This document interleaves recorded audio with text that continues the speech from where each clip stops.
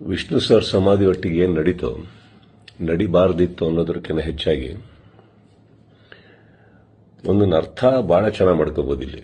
ಏನಂದ್ರೆ ಒಬ್ಬೊಬ್ಬರಿಗೆ ಒಂದೊಂದಿಲ್ಲಿ, ನಮ್ಮದೇ ರಾಜ್ಯ, ನಮ್ಮದೇ ಊರು, ನಮ್ಮದೇ ಕಲಾವಿದರು.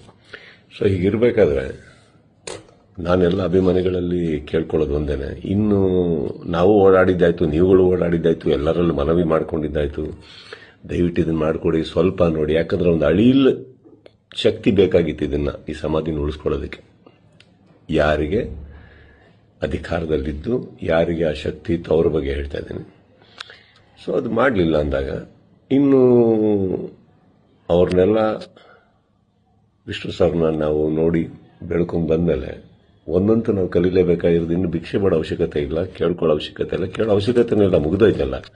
ಮಾಡಾಗಿದೆ, ಮಾಡಬೇಕು ಅಂತ ಇದ್ದಿದ್ರೆ ಇಷ್ಟೊತ್ತಿಗೆ ಮಾಡಿರೋರು. ಮಾಡಿಲ್ಲ ಅಂದಮೇಲೆ ಎಲ್ಲರೂ ಒಂದು ಅರ್ಥ ಮಾಡ್ಕೊಳ್ಳಿ, ಯಾರು ಏನು ಹೇಗೆ ಎತ್ತಿಟ್ರು ಇದು ನಾವೇ ಅಂತ ತೋರಿಸ್ಕೊಟ್ಟಾಗಿದೆ. ಇನ್ನಿದ್ರಲ್ಲಿ ನೀವು ಅರ್ಥ ಮಾಡ್ಕೊಳ್ಳೋಕೆ ಎಷ್ಟಿದೆ ಅರ್ಥ ಮಾಡ್ಕೊಂಡ್ಬಿಟ್ಟು ಇನ್ನು ನಾವೇನು ಮಾಡಬೇಕು ಅಂತ ನೋಡೋಣ.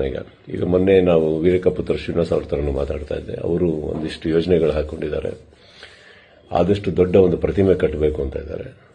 ಅದನ್ನು ಮಾಡೋಣ, ಬೆಟರ್ ಅಲ್ಲ? ಅದನ್ನು ಮಾಡೋಕ್ಕೆ ನನ್ನ ಸಂಪೂರ್ಣ ನಾನೇನು ಮಾಡಬೇಕು ಖಂಡಿತ ನನ್ನ ಕಡೆಯಿಂದ ನಾನು ಮಾಡೇ ಮಾಡ್ತೀನಿ. ಎಲ್ಲರಿಗೂ ಒಂದು ನೋವಾಗಿದೆ ಅನ್ನೋದು ಒಂದು ಗೊತ್ತು. ರಾತ್ರಿ ಅದು ನಡೆದಾಗ ಹೇಳಿತನವೂ ಹೌದು, ಮಾಡಿದವ್ರದ್ದು ಬಿಡಿ. ಆ್ಯಂಡ್ ನೋವಾಗುತ್ತೆ, ಬಿಟ್ಟಾಕಿ, ಈಗೇನು ಪ್ರಾಬ್ಲಮ್ ಇಲ್ಲ. 10 ನಿಮಿಷ ಕಣ್ಣೀರು ಹಾಕಬೇಕು, 11 ನಿಮಿಷ ನಾವೇನು ಮಾಡಬೇಕು ಅಂತ ಯೋಚನೆ ಮಾಡಿ ಮುಂದೆ ಹೋಗೋದು ನನ್ನ ಅಭ್ಯಾಸ. ನೀವೆಲ್ಲರೂ ಅದೇ ಮಾಡ್ತೀರಾ ಅಂದ್ಕೊಂಡಿದ್ದೀನಿ. ಕೈ ಚಾಚಿದ್ದು ಸಾಕು, ಇನ್ನೇನು ಮಾಡಬೇಕು ನಾವು ಮಾಡೋಣ.